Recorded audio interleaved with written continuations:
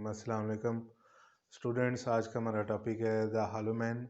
Poem number 10 है inter part 1 book 1 की, जिसका जो पोइट है टी.एस. एलियट है। ये टी.एस. एलियट को पहले डिस्कस कर लेते हैं। 1888 में उसकी बर्थ हुई और 1965 में डेथ हुई। पोइट भी था, एसेइस्ट भी था। एसेइस्ट मींस के मजमून निगार भी था, प्ले राइट था, ड्रामा निगार भी था, एक क्रिटिक था, नकाद भी था और इसी तरह एडिटर था। इसने नोबेल प्राइज़ हासिल किया 1948 में अपने लिटरेरी वर्क्स की वजह से, और इसी तरह उसे ऑर्डर ऑफ मेरिट का भी अवार्ड मिला अपने इसी लिटरेचर पर काम करने की वजह से।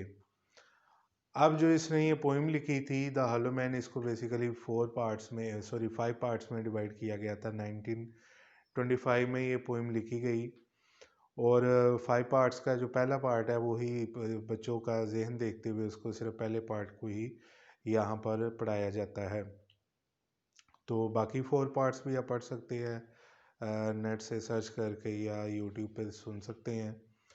बहरहाल अब इसके टाइटल को डिस्कस करते हैं। The hollow man. Hollow man जिस तरह कि यहाँ पर उसका मीनिंग लिखा भी हुआ है कि एक वर्थलेस और यूज़लेस पर्सन को यहाँ पर कहा गया है हॉलो मैन। मैन से मुराद है जितने भी लोग हैं, मैनकाइंड है, सोसाइटी है। सोसाइटी को क्रिटिसाइज़ किया गया है कि वो लोग जो ज़िंदगी में कुछ भी नहीं करना चाहते, उनमें स्पार्क नहीं होता, वो ना किसी चीज़ के लिए, किसी बुरी चीज़ के लिए भी फाइट नहीं करते। यानी वो लोग जो होपलेस हो चुके हैं, जिनको ज़िंदगी में उनका फेथ नहीं रहा किसी भी चीज़ पर, ऐसे लोगों को उसने क्रिटिसाइज़ किया है। The poet is lamenting hair.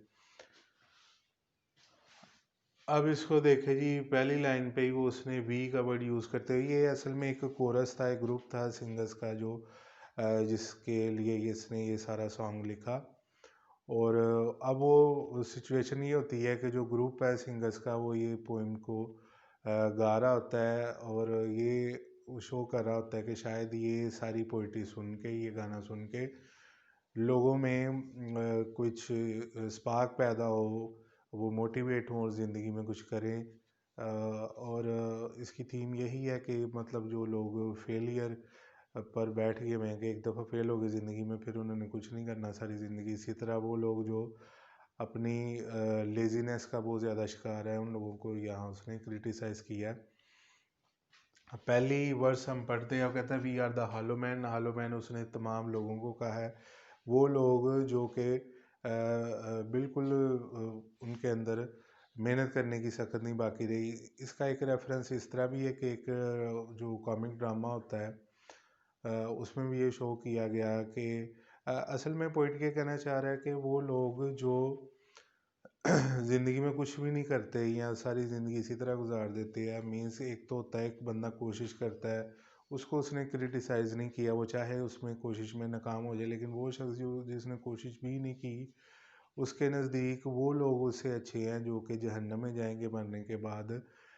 कोई बुरा काम करके, कोई वायलेंट काम करके, कोई बहुत ज़्यादा, या इवन के इवल जीनियस जो लोग हैं उनको भी उसने बेहतर कहा है उन लोगों से जो जिन्होंने ना कुछ अच्छा किया ज़िंदगी में, ना ही कुछ बुरा किया।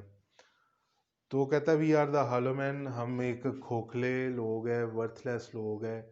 We are the stuffed man, इसी तरह हम स्टफ़ हो चुके हैं, यानी हमारे दिमाग में भूसा भरा हुआ है, फिलअप है हमारा माइंड जो है वो इससे हे के साथ, यानी हे कहते हैं भूसे को। लीनिंग टुगेदर, लीनिंग होता है स्टूप करना, झुकना।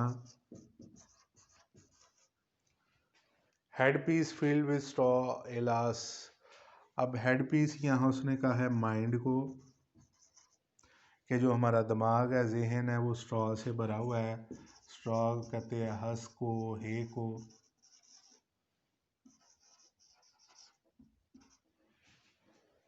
यहाँ पर देखिए उसने इंटरजेक्शन यूज़ किया है, साइन ऑफ एक्सक्लेमेशन है कि यानी उसने इस पर एलास कहते हैं वेरी सॉरी को।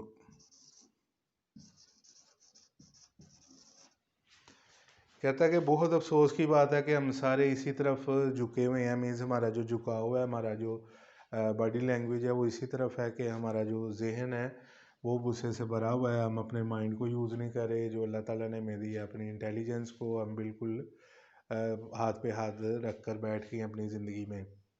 उसके बाद कहता है our dried voices when we whisper together.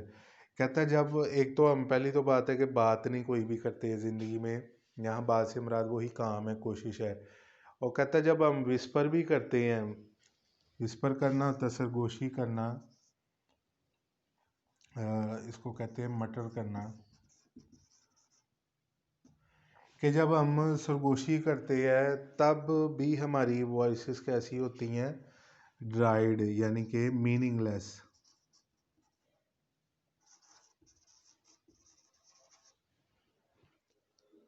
यानी आपस में हमारी जो बातें होती है वो भी कहता है फजूल होती है अगर अगर कभी ऐसे लोग बोले ज़िंदगी में। आर क्वाइट एंड मीनिंगलेस, यहाँ पर देखिए उसने आगे जाके खुद उसे वाजिया कर दिया है। कहता है किस तरह ये मीनिंगलेस है हमारी जो बातें हैं, हमारी जो कोशिशें हैं। As wind in dry grass, जिस तरह जो सब्ज़ घास होती है, फ्रेश घास होती है, उसमें से हवा गुजरती है तो वो भी मीनिंगफुल होती है, अच्छा लगता है ऐसा सीन देख के, खुशी होती है। लेकिन वो कहता है ये इसी तरह जिस तरह खुश्क घास में से हवा गुजरे तो वो ज़ाहिर है लोगों को परेशानी करेगी, उनके ऊपर ही आकर गिरेगी या धूल मिट्टी का बायस बनेगी। और rats feet over broken glass in our dry cellar. Cellar कहते हैं स्टोर रूम को, बेसमेंट को। कहता है जिस तरह बेसमेंट में या स्टोर रूम में टूटे हुए गिलास के ऊपर से जब चूहे गुजरते हैं तो उनकी आवाज़ कितनी कम होती है और कितनी मीनिंगलेस होती है और कितनी बेवजह होती है। इसी तरह जो हमारी आवाज़ है या हमारी बातें हैं, हमारे जो दावे हैं, वो भी इसी तरह मीनिंगलेस होते हैं जिस तरह के हवा गुजरती है किसी सूखी घास में से। आगे कहता है हमारे पास शेप तो है, shape without form, shade without colour. ये देखिए ये दोनों एक दूसरे के सिनोनिम है। शेड कलर को कहते हैं, कलर शेड को कहते हैं, शेप फॉर्म को कहते हैं, फॉर्म शेप को कहते हैं। तो उसने इसका बड़ा अच्छा कम्बिनेशन किया और कहा है कि हमारे पास शक्ल तो है लेकिन उसके अंदर कुछ करने का वो जो एक्सप्रेशन है वो मौजूद नहीं है। इसी तरह हमारा जो ज़िंदगी का रंग है वो बेरंग हो चुका है। मीन्स हमारे जो चाल चलन है, हमारे जो काम है वो बेरंग है, मीनिंगलेस है। फिर आगे कहता है कि वो पैरालाइज हो चुके हैं, स्टक हो चुकी है फोर्स। हमारी जो फोर्स है, जो ताकत है वो पैरालाइज्ड है। मीन्स वो गलत कामों में, यूजलेस कामों में अगर करें भी तो हमारे जो जेस्चर हैं विदाउट मोशन है, यानी जो हमारे काम हैं उनमें कोई मोशन नहीं है, कोई स्पिरिट नहीं है। तो जैसा कि मैं डिस्कस कर रहा था कि वो कहता है कि शेड विदाउट कलर। तो यहाँ पर अगर आप देखें तो आगे ये एक और लाइन है, कहता है दोज हु हैव क्रॉस्ड। यहाँ क्रॉस से मुराद है कि जो डेड हो चुके हैं।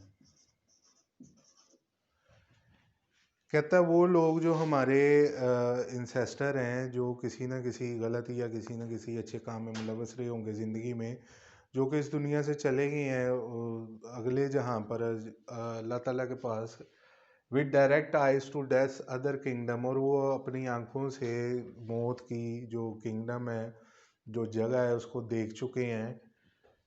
Remember us if at all. कहता है जब वो वहाँ से हमें देखते हैं, हमारी हालत को देखते हैं, अगर उन्होंने देखा भी तो, इफ़ एट ऑल, अगर उन्होंने इतनी जहमत भी की कि हम जैसे लोगों को याद किया या देखा, not as lost violent souls. तो कहता है हमें वो इस तरह से नहीं देखेंगे कि हम बड़े वायलेंट हैं। यहाँ वायलेंट से वैसे वायलेंट से मुराद यही होता है सैवेज या बहुत क्रूअल।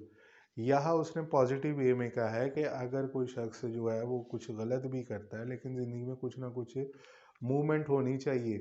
तो कहता है हमें वो वायलेंट सोल्स की तरह भी नहीं देखेगा क्योंकि हमने कोई काम ऐसा किया ही नहीं है, ना अच्छा ना बुरा।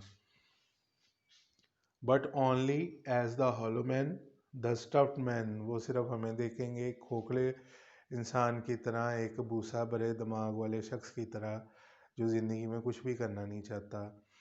दे lack faith, they lack movement, they lack passion, motivation. तो ये इसने मैसेज दिया इसमें पोइट ने, जितना भी हमने डिस्कस किया है। इसकी आगे एक और एग्जांपल हमें मिलती है कि जब एक पोइट राइटर है डेंटे ने एक जो लिखा था, प्ले लिखा था डिवाइन कॉमेडी, उसमें वो बताता है कि कोई शख्स हेवन में जा रहा है, कोई हेल में जा रहा है जिन्होंने बुरे काम किए हैं, लेकिन कहता है कुछ लोग ऐसे होते हैं जो कि बिल्कुल ही सुस्त रहे हैं सारी ज़िंदगी, जिनके जिनके पास नेकियां भी हैं और गुनाह भी हैं, बस वो इसी तरह के एवरेज किस्म के लोग हैं। वो ज़ाहिर है कॉमिक ड्रामा होता है, तो उसमें वो क्या कहता है कि वो लोग अल्लाह ताला जो है उनको ना जहन्नम में फेंकता ना ही जन्नत में, वो अल्लाह ताला उसको एक अलहदा जो हिस्सा होता है दूर कहीं वहाँ पर बिठा देता है, इसी तरह के ठीक है कुछ भी ना करो, ज़िंदगी में भी यही किया है कि कुछ नहीं किया, यहाँ भी बैठ के कुछ ना करो। फिर वो लोग जो है ज़ाहिर है मज़ाही अंदाज़ है, तो वो फिर वहाँ पर लोग रिवर एक्रोन के पास बसना शुरू कर देते हैं। कहने का मतलब है कि ज़िंदगी में मैं तो नहीं आपको सजेस्ट करता कि कुछ बुरा काम करें, लेकिन ये मैं ज़रूर कहूँगा कि कुछ ना कुछ कोशिश करते रहे, ज़िंदगी में स्ट्रगल करें, और फिर ही आपको कोई अल्लाह ताला की तरफ से भी रहमत होती है। तो उम्मीद है कि आपको ये वीडियो पसंद आई है। इसके जो क्वेश्चन आंसर्स हैं वो इंशाल्लाह हम अगली वीडियो में डिस्कस करेंगे कि इसके इम्पोर्टेंट क्वेश्चन आंसर्स कौन कौन से हो सकते हैं आपके जो बोर्ड में आने हैं। तब तक के लिए इजाज़त, अल्लाह हाफिज़।